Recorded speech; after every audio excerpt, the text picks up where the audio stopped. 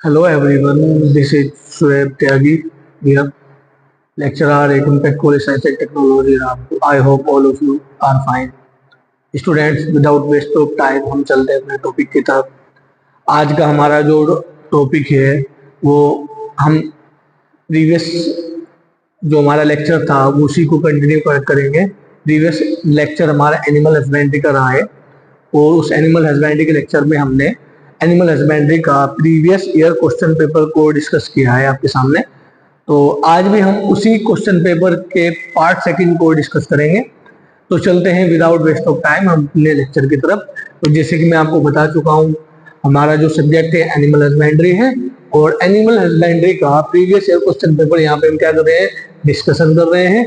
2024 year 2024 year का ये क्या है क्वेश्चन पेपर है, MJPRU यूनिवर्सिटी के बीएससी एग्रीकल्चर कोर्स का MJPRU यूनिवर्सिटी का एक क्वेश्चन पेपर है। तो एग्जाम पॉइंट ऑफ व्यू से क्वेश्चन पेपर बहुत इंपॉर्टेंट होते हैं प्रीवियस ईयर के, तो इसलिए यहाँ पे मैं डिस्कस कर रहा हूँ आपके सामने, इसके क्वेश्चन यहाँ पे डिस्कस कर रहा हूँ। ठीक है, तो चलते हैं विदाउट वेस्ट ऑफ टाइम। सबसे पहले जो हमारा क्वेश्चन है वो क्या है, और सेक्शन बी है हमारा। सेक्शन ए हम कंप्लीट कर चुके हैं। सेक्शन बी का क्वेश्चन फर्स्ट क्या कह रहा है हमारा, describe importance of Murrah buffalo. हमको क्या देना है, सेक्शन बी के क्वेश्चन फर्स्ट में एग्जामिनर पूछ रहा है हमको मुर्रा जो हमारी भैंस होती है उसके इंपोर्टेंस के बारे में हमसे पूछ रहा है। तो मुर्रा हमारी क्या है, हाई मिल्क यील्डिंग ब्रीड है बुफैलो में।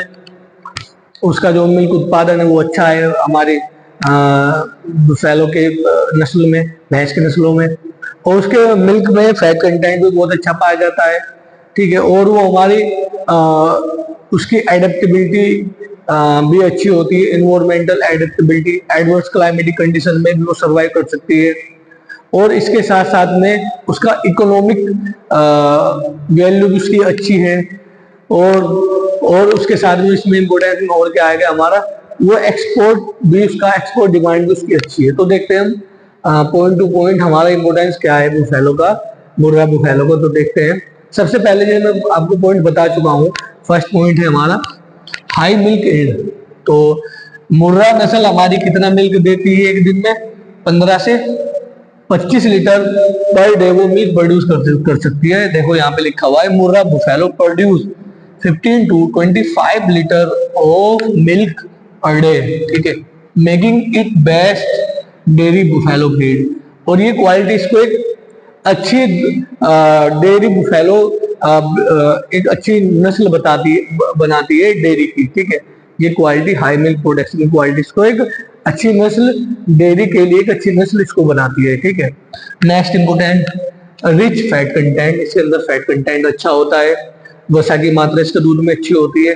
तो अगर हम कंपेयर करें इसकी काऊ से, तो काऊ के कंपैरिजन में इसके दूध में वसा बहुत अच्छी मात्रा में पाई जाती है। तो कितनी वसा होती है, फैट कितना होता है, 7 to 8% इसके अंदर फैट पाया जाता है। तो ये इसलिए भी ज्यादा इंपोर्टेंट है। नेक्स्ट थर्ड पॉइंट हमारा क्या है, इकोनॉमिक वैल्यू। तो इसकी इकोनॉमिक वैल्यू भी हमारी बढ़ जाती है। कैसे बढ़ जाती है, क्योंकि एक तो इसका मिल्क प्रोडक्शन हाई है, दूसरा सोने पे सुहागा, इसके मिल्क में फैट कंटेंट भी अच्छी मात्रा में उपलब्ध है।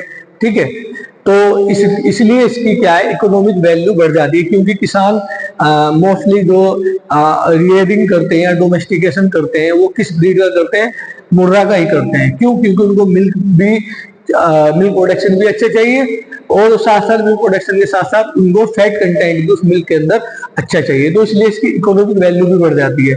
ये थोड़ी महंगी किसानों को ये महंगी मिलती है, महंगा इसका प्राइस भी अच्छा होता है। ठीक है, क्योंकि इसके दूध के अंदर फैट कंटेंट होने की वजह से इसका दूध की वैल्यू भी अच्छी होती है। ठीक है, आप इसको ऐसे समझ सकते हो। तो इकोनॉमिक वैल्यू की बात करें तो फार्मर अर्न मोर। फार्मर क्या करता है इसमें, इस फार्मर की कमाई इस मुर्रा नस्ल के द्वारा बहुत अधिक होती है, मतलब इसकी जो फार्मर की जो कमाई है वो बढ़ जाती है। ठीक है, due to high milk production, क्योंकि इसका जो मिल्क प्रोडक्शन है वो बहुत ज्यादा है, इसलिए फार्मर की जो कमाई है, जो उसकी इनकम है वो बढ़ जाती है। और सोने पे सुहागा, इसके मिल्क में मिल्क उत्पादन ज्यादा होने के साथ साथ मिल्क में फैट कंटेंट भी अच्छी मात्रा में उपलब्ध है, ठीक है। और फैट कंटेंट आपके मिल्क की वैल्यू को इंक्रीज करता है, ठीक है। क्योंकि जब आप किसी भी डेयरी पे अपने मिल्क को सेल करने के लिए जाओगे तो वहां पे आपके मिल्क के अंदर फैट परसेंटेज चेक होता है, ठीक है, तभी उसकी वैल्यू लगती है। अगर फैट कंटेंट अच्छा है तो आपके दूध की कीमत वहां पे बढ़ जाएगी, ठीक है। तो भाई हाई मिल्क प्रोडक्शन होने की वजह से और इसके मिल्क में फैट कंटेंट अच्छा होने की वजह से इसकी जो मार्केट में डिमांड है वो क्या है, स्ट्रॉन्ग है, जो इसकी इकोनॉमिक वैल्यू को इंक्रीज करती है, ठीक है। नेक्स्ट हमारा पॉइंट क्या है, एडेप्टेबिलिटी। एडेप्टेबिलिटी का हिंदी में मतलब है अनुकूलता। तो अनुकूलता का मतलब यहाँ पे ये है कि ये डिफरेंट क्लाइमेटिक कंडीशन में कैसे अपने आप को अनुकूल कर सकती है, कैसे वहां पे अपने आप को सर्वाइव करा सकती है, ठीक है। तो ये यहाँ पे क्या है, इसका मतलब एडेप्टेबिलिटी होता है। या डिफरेंट क्लाइमेटिक कंडीशन में भाई मान लो कि अभी मान लो कि मेरे पास क्या है कि मुर्रा बुफेलो है और मेरा जो क्लाइमेटिक कंडीशन है, मेरे जो एरिया का क्लाइमेटिक कंडीशन है वो डिफरेंट है और उसको मैं बेच दूं और जब मैंने उसको बेच दिया तो वो किसी अदर डिफरेंट क्लाइमेटिक कंडीशन में चली गई तो वहां पे एडेप्ट करने में उसको प्रॉब्लम आएगी। लेकिन मुर्रा नस्ल की ये खासियत है कि वो उस डिफरेंट क्लाइमेटिक कंडीशन में भी अच्छे से अपने आप को अनुकूल कर लेगी, ठीक है। तो यहाँ पे आपको ये बात ध्यान रखनी है, ठीक है।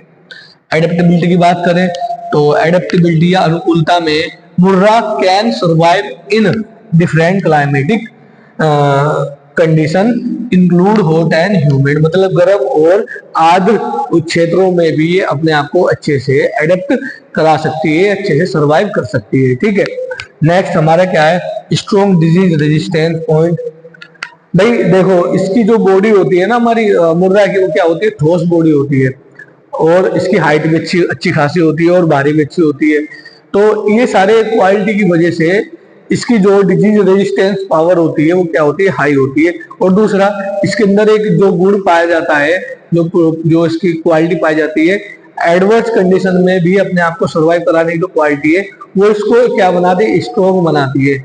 जब हमारी बुफेलो स्ट्रॉन्ग बनेगी तो वो डिफरेंट डिजीज से लड़ने में सक्षम हो पाएगी, ठीक है। आप इस बात को ध्यान रखना, ठीक है। तो इसके अंदर रोज इंपोर्टेंस क्या है, स्ट्रॉन्ग डिजीज रेजिस्टेंस, मतलब ये क्या है, हमारी जो बीमारियां होती है, जो बुफेलो में लगने वाली बीमारियां होती है उनसे अच्छा खासा रेसिस्ट कर सकती है, ठीक है। अच्छा खासा अपने आप को उनके प्रति क्या कर सकती है, रेजिस्टेंस अपने अंदर डेवलप कर सकती है। मतलब बीमारी इनको लगेगी जरूर लेकिन बीमारी इनके बॉडी पे हावी नहीं हो पाएंगे, ठीक है, इनको नुकसान नहीं कर पाएंगे। वो बीमारी ऑटोमेटिकली क्या हो जाएगी, बॉडी की स्ट्रॉन्गनेस की वजह से या बॉडी की इंटरनल पावर की वजह से वो जो लगने वाली बीमारी वो ऑटोमेटिकली क्या हो जाएगी, हमारी कम हो जाएगी, ठीक है, या खत्म हो जाएगी। नेक्स्ट क्या है, एक्सपोर्ट डिमांड। भाई ये सारी क्वालिटी जो मैं गिना चुका हूँ, इन क्वालिटी की वजह से इसकी जो हमारी मुर्रा नस्ल की जो इंटरनेशनल डिमांड है वो भी बहुत अधिक होती है। क्योंकि एक तो इसके अंदर मिल्क प्रोडक्शन हाई है, दूसरा इसके मिल्क में फैट कंटेंट अच्छा है, तीसरा इसके अंदर एडेप्टेबिलिटी अच्छी मात्रा में पाई जाती है, चौथा इसके अंदर रोग प्रतिरोधक क्षमता अधिक पाई जाती है। तो ये सारी क्वालिटी अच्छी मात्रा में इसके अंदर होने की वजह से इसकी जो इंटरनेशनल मार्केट में डिमांड है वो बहुत अच्छी है, ठीक है। नेक्स्ट हमारा क्या है, ड्रोथ पावर। ड्रोथ पावर भी इसके अंदर क्या होती है, अच्छी होती है। मतलब शुष्क एरिया में भी ये अपने आप को अच्छे से सर्वाइव करा सकती है। मतलब उस पर्टिकुलर एरिया में, जिस पर्टिकुलर एरिया में वाटर डिफिशिएंट हो, मतलब पानी की कमी हो, उस पर्टिकुलर एरिया में भी ये अच्छे से सर्वाइव कर सकती है, ठीक है। नेक्स्ट पॉइंट हमारे इसके इंपोर्टेंस में क्या है, गवर्नमेंट सपोर्ट। भाई इन सारी क्वालिटी की वजह से हमारी जो सरकार होती है, वो चाहे स्टेट गवर्नमेंट हो या सेंट्रल गवर्नमेंट हो, वो इस ब्रीड को खरीदने में क्या देती है, सब्सिडी देती है और अच्छी इस ब्रीड को लोग किसानों तक पहुंचाने में क्या करती है, किसानों की मदद करती है, ठीक है।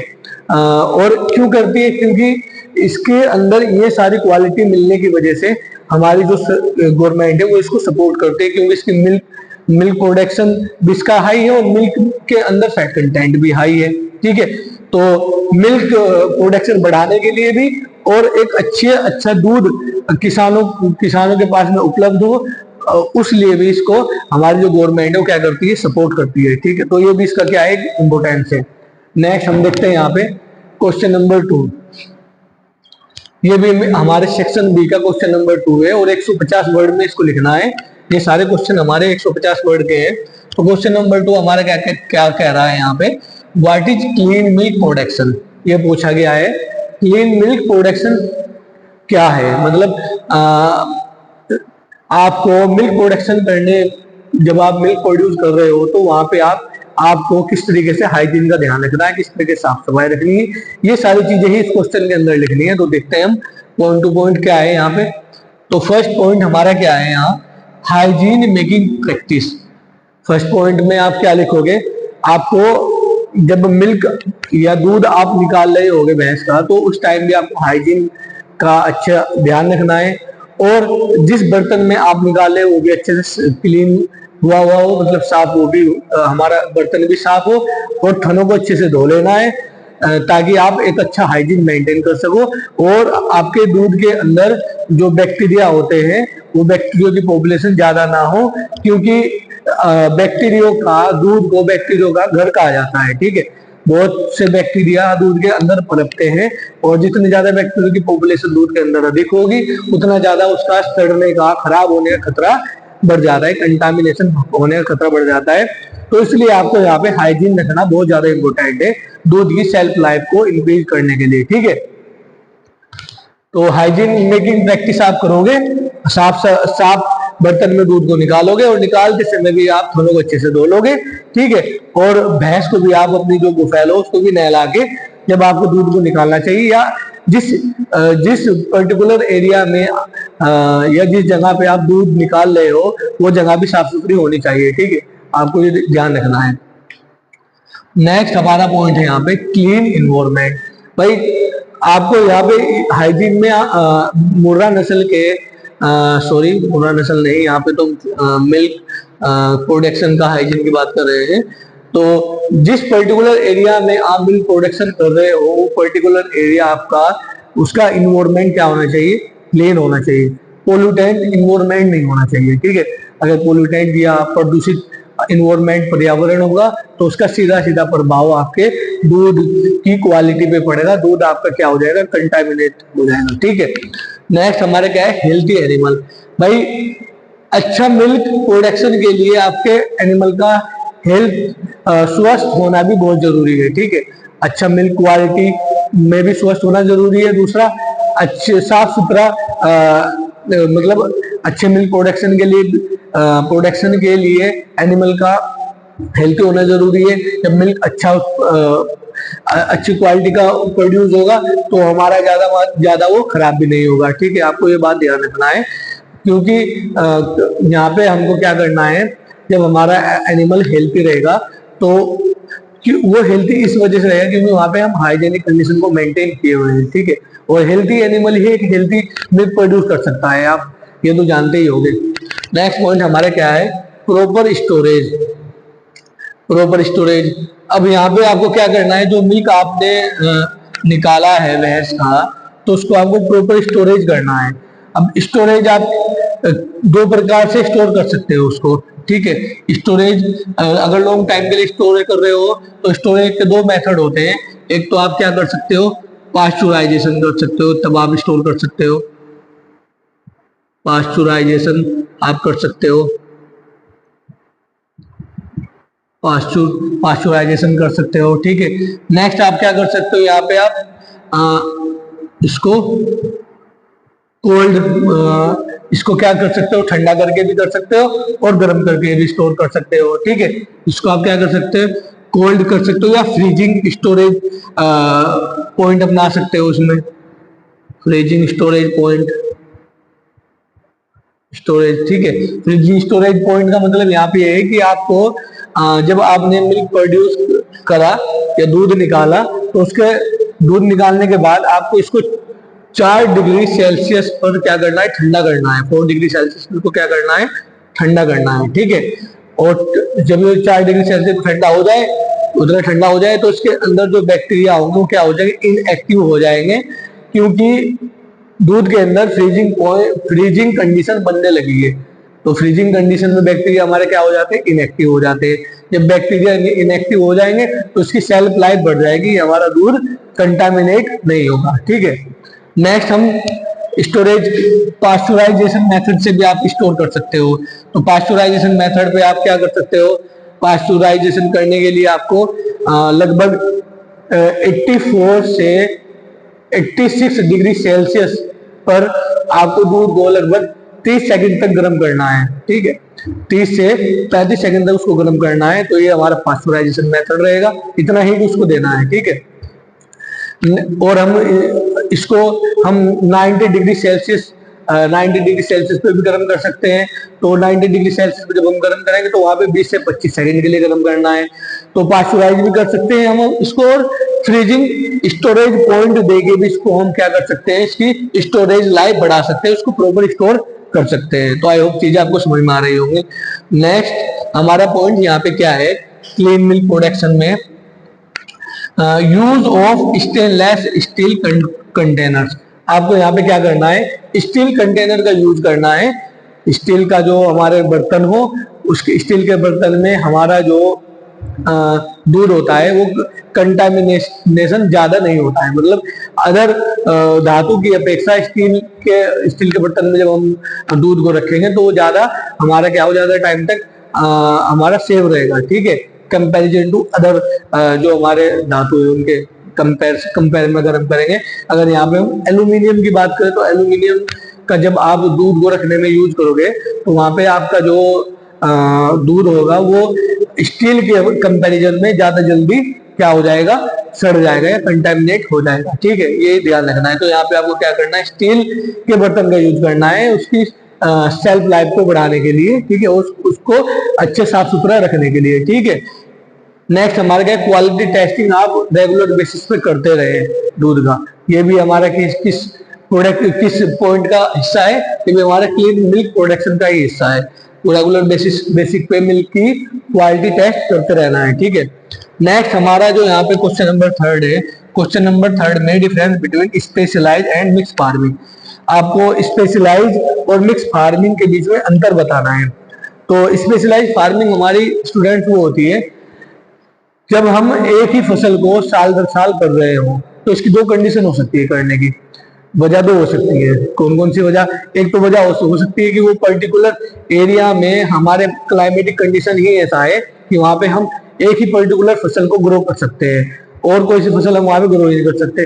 दूसरा कंडीशन यहाँ पे ये हो सकती है एक फसल ग्रो करने की कि वो जो पर्टिकुलर फार्मर वो एक फसल को साल दर साल ग्रो कर रहा है या स्पेशलाइज फार्मिंग कर रहा है। ठीक है, तो उसको एक पर्टिकुलर क्रॉप्स को ग्रो करने की जानकारी उसको अच्छी है। ठीक है, इसलिए वो क्या कर रहा है, स्पेशलाइज फार्मिंग करना है। मतलब एक पर्टिकुलर क्रॉप ग्रो करने में वो परिपक्व है, अच्छे से उसके अंदर स्किल है।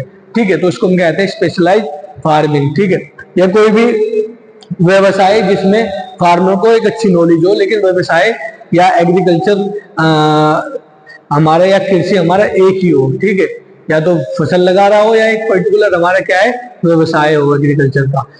तो करने के दो ऑब्जेक्टिव बता चुका हूँ। एक तो हमारे किसान के अंदर उस पर्टिकुलर व्यवसाय को करने का हुनर अच्छा है, या दूसरा उस पर्टिकुलर एरिया में एनवायरमेंटल कंडीशन ऐसी है कि आप वहां पे एक ही टाइप की फसल उगा सकते हो, एक ही व्यवसाय कर सकते हो। तो इसको हम बोलते हैं स्पेशलाइज फार्मिंग। मिक्स फार्मिंग में आप क्रॉप कल्चर भी कर रहे हो, आप डेयरी भी कर रहे हो और क्रॉप में भी आप अलग अलग फसलों को ग्रो कर रहे हो, तो इसको हम बोलते हैं मिक्स फार्मिंग। ये तो इसका डेफिनेशन हो गया। और नेक्स्ट हम इसकी डाइवर्सिफिकेशन की बात करें, इसके अंदर विभिन्नता कितनी मिलती है। तो स्पेशलाइजेशन फार्मिंग में आप इसको टेबल को नोट करते चलना, क्योंकि मेरे पास में जगह नहीं थी तो मैंने ये पॉइंट एस्पेक्ट पॉइंट पे यहाँ पे लिख लिए, बाकी मैंने इसको नोट डाउन नहीं किया, तो आप नोट डाउन करते चलना। तो डाइवर्सिफिकेशन इसके अंदर हमारे स्पेशलाइज फार्मिंग के अंदर डाइवर्सिफिकेशन क्या होता है, नो डाइवर्सिफिकेशन होता है। नो डाइवर्सिफिकेशन होता है मतलब इसके अंदर विभिन्नता। स्पेशलाइज फार्मिंग में आप एक ही फसल करोगे ना, एक ही व्यवसाय करोगे तो यहाँ पे डाइवर्सिफिकेशन आपको मिलेगा नहीं, विभिन्नता यहाँ पे मिलेगी नहीं। लेकिन मिक्स फार्मिंग में डाइवर्सिफिकेशन हमारा होता है, ठीक है, यहाँ पे मोर डाइवर्सिफिकेशन होता है, मोर डाइवर्सिफिकेशन यहाँ पे होता है, ठीक है। और नेक्स्ट पॉइंट हमारा क्या है, यहाँ पे रिस्क फैक्टर की बात करें, नेक्स्ट हमारा पॉइंट है रिस्क फैक्टर, इसी डिफरेंस का। तो हमारा स्पेशलाइज्ड फार्मिंग में रिस्क क्या होता है, मोर होता है, मोर रिस्क होता है। क्यों? क्योंकि हमारी स्पेशलाइज्ड फार्मिंग जब हम एक ही फसल ग्रो कर रहे हैं तो वहां पे रिस्क बढ़ जाता है, क्योंकि हमारी जो फसलें होती है वो किस पे डिपेंड होती है, इन्वायरमेंट पे डिपेंड होती है। और एक पर्टिकुलर फसल का अगर पर्टिकुलर फसल जब हमारे इन्वायरमेंट पे डिपेंड है, क्योंकि हम वहां पे एक ही फसल ग्रो कर रहे हैं और उस समय हमारा क्या हो गया, सीजनल चेंज आ गया या हमारा जो क्लाइमेट है वो बदल गया, तो हमारी जो एक ही फसल है वो डूब जाएगी, ठीक है, क्योंकि ऑप्शन हमारे पास वहां पे अदर नहीं है। लेकिन मिक्स फार्मिंग में हमारे पास में ऑप्शन अधिक होने की वजह से यहाँ पे हमारा रिस्क क्या हो जाता है, कम हो जाता है, क्योंकि यहाँ पे क्या है, ऑप्शन अधिक है। अगर आप मान लो कि आपकी फसल फेल हो गई इन्वायरमेंटल कंडीशन की वजह से, तो आप जो एनिमल हस्बेंड्री कर रहे हो या डोमेस्टिकेशन ऑफ एनिमल कर रहे हो, तो वो उस रिस्क को आपके मेकअप कर देगा, ठीक है, आपको ये ध्यान रखना है। नेक्स्ट हम प्रोडक्टिविटी की बात करें, तो प्रोडक्टिविटी हमारी जो स्पेशलाइज फार्मिंग की होती है, वो प्रोडक्टिविटी यहाँ पे क्या होती है, मोर होती है, लेकिन प्रोडक्शन क्या होता है, लेस होता है। प्रोडक्शन लेस होता है, प्रोडक्टिविटी मोर होती है। प्रोडक्टिविटी का मतलब, प्रोडक्टिविटी इसलिए मोर होती है क्योंकि यहाँ पे फार्मर को एक पर्टिकुलर फसल को ग्रो करने के लिए उसके अंदर स्किल अधिक मात्रा में उपलब्ध है, वो अच्छे से ग्रो करेगा। तो यहाँ पे क्या है, पर यूनिट प्रोडक्शन आपका क्या हो जाता है, बढ़ जाता है, ठीक है। लेकिन ओवरऑल प्रोडक्शन आपका क्या हो जाता है, घट जाता है, तो इसलिए प्रोडक्टिविटी मोर है, प्रोडक्शन यहाँ पे क्या है, कम है। अगर हम मिक्स फार्मिंग की बात करें तो यहाँ पे प्रोडक्शन आपका ज्यादा हो जाता है, लेकिन प्रोडक्टिविटी यहाँ पे क्या हो जाती है, कम हो जाती है, ठीक है, ये ध्यान रखना है आपको। नेक्स्ट हम बात करें इन्वेस्टमेंट की, तो स्पेशलाइज फार्मिंग को करने के लिए आपको स्पेशल टेक्नोलॉजी की जरूरत होगी, स्पेशल इक्विपमेंट की जरूरत होगी। लेकिन डाइवर्सिफाई फार्मिंग करने के लिए या मिक्स फार्मिंग करने के लिए आपको किसी स्पेशल इक्विपमेंट में इन्वेस्ट करने की जरूरत नहीं होगी। लेकिन यहाँ पे हमारा जो स्पेशलाइज फार्मिंग में इन्वेस्टमेंट होता है वो क्या होता है, मोर होता है, और यहाँ पे क्या होता है, हमारा मिक्स फार्मिंग में लेस होता है। नेक्स्ट हम एग्जाम्पल की अगर बात करें, स्पेशलाइज फार्मिंग के एग्जाम्पल आप क्या ले सकते हो, आप सिंगल डेयरी कर सकते हो, ठीक है, डेयरी फार्मिंग अपना सकते हो, आप सिंगल क्रॉप कल्चर अपना सकते हो, ठीक है, ये हमारे किसका हो जाएगा, स्पेशलाइज फार्मिंग का हो जाएगा। और इसमें आप क्या कर सकते हो, यहाँ पे आप डोमेस्टिकेशन ऑफ एनिमल भी कर सकते हो और उसके साथ साथ में आप क्रॉप कल्चर भी अपना सकते हो, ठीक है, मिक्स फार्मिंग में। तो आप इसको नोट करते चलना, क्योंकि जगह कम थी इसलिए मैं लिख नहीं पा रहा हूँ अच्छे से। नेक्स्ट पॉइंट हमारा क्या, इकोनॉमिक स्टेबिलिटी। तो अगर मैं इकोनॉमिक स्टेबिलिटी की बात करूं, आगे स्पेशलाइज फार्मिंग की इकोनॉमिक स्टेबिलिटी हमारी क्या होती है, लेस होती है, क्योंकि फार्मर यहाँ पे एक ही कृषि व्यवसाय पे क्या है, डिपेंड है, एक ही फसल पे डिपेंड है यहाँ पे, ठीक है। हमारे पास में रिस्क को मेकअप करने का अदर ऑप्शन यहाँ पे उपलब्ध नहीं है। लेकिन हम मिक्स फार्मिंग की बात करें तो यहाँ पे किसान के पास में दो या दो से अधिक रिस्क को मेकअप करने के ऑप्शन उपलब्ध है। तो इसलिए यहाँ पे क्या है, हमारी इकोनॉमिक स्टेबिलिटी स्पेशलाइज फार्मिंग में कम हो जाती है और हमारे मिक्स फार्मिंग में इकोनॉमिक स्टेबिलिटी यहाँ पे क्या हो जाती है, अधिक हो जाती है, ठीक है। इकोनॉमिक स्टेबिलिटी मिक्स फार्मिंग में मोर और आपके स्पेशलाइज फार्मिंग में लेस, ठीक है। तो आई होप आपको ये मेरा लेक्चर पसंद आया हो। अगर लेक्चर आपको पसंद आया हो और आपके लिए हेल्पफुल रहा हो तो आप वीडियो को लाइक कर सकते हैं, और इसी प्रकार के कंटेंट के लिए, इसी प्रकार के एक्सप्लेनेशन के लिए आप चैनल को सब्सक्राइब कर लें और अपने दोस्तों को भी इसको शेयर कर दें। तो मिलते हैं हम अपने नेक्स्ट लेक्चर में, तब तक के लिए बाय बाय।